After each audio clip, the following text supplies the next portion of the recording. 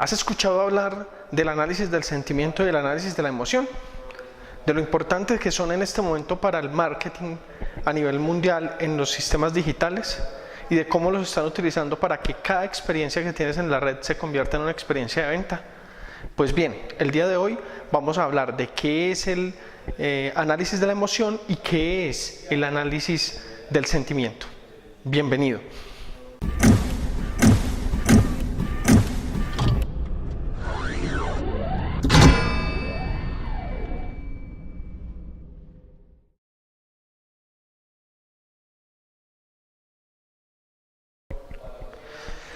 El análisis del sentimiento o análisis de la opinión básicamente es un proceso asociado al text meaning, es decir, al análisis del texto, que a través de una clasificación simple, utilizando un sistema lexicográfico, y no nos asustemos por esa palabra, cuando referimos a lexicográficos que contamos con un diccionario predeterminado donde están todas las palabras para poder permitir su análisis, permite establecer cuál es la intención de comunicación de una persona en determinado texto.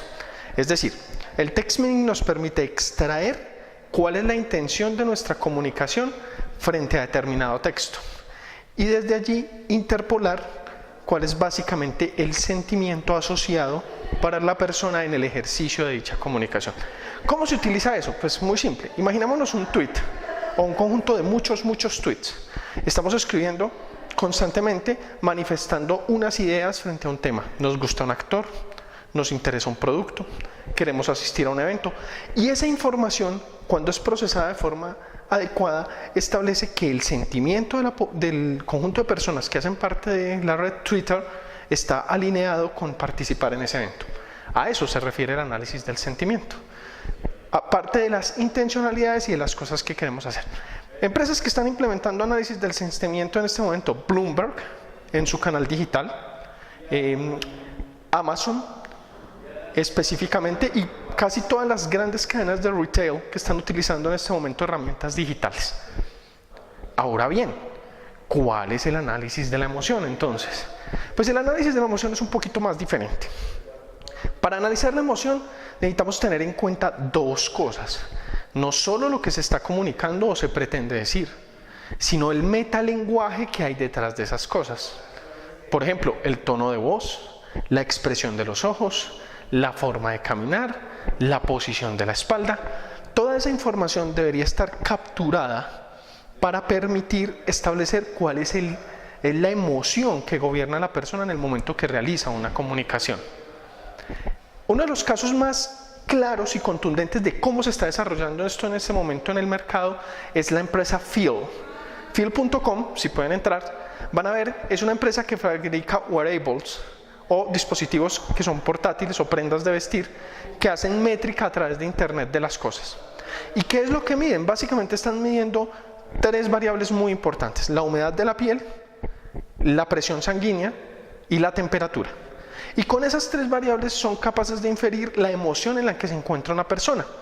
Originalmente esa herramienta está orientada para generar coaching positivo que le permita a la persona mejorar sus estados de ánimo cuando se encuentra un poco molesta.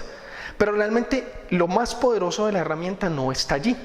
Lo más poderoso de esta herramienta es que cuando fue utilizada para otros procesos, como en una estrategia masiva que realizó eBay, donde regaló de estas muestras de estos productos a sus usuarios y sincronizó la lectura de los productos y la actualización en línea con el envío de información, fue posible extrapolar cuál era la emoción que gobernaba a las personas en el momento que estaban recibiendo la comunicación y que respondían, de tal forma que podían analizar cuáles de las comunicaciones eran asertivas y cuáles no, y cuáles de los clientes estaban sintiendo molestos o no con lo que estaban recibiendo.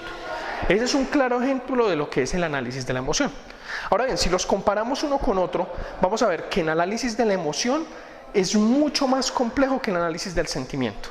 Porque el sentimiento evalúa, ya lo dijimos, la intencionalidad, la opinión, mientras por su parte la emoción evalúa la condición psicológica de la persona al momento de establecer esa comunicación.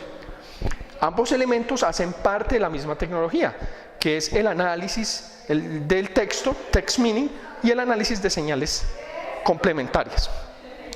Ambas tecnologías son de amplio uso en este momento en el mercado. Estamos haciendo una transición del análisis del sentimiento puro, que es dejar de analizar lo que la persona quiere decir, hacia el análisis de la emoción, que es mirar la cohesión que hay entre lo que la persona quiere decir y lo que realmente la persona está sintiendo. Miles de estrategias se están desarrollando en ese sentido.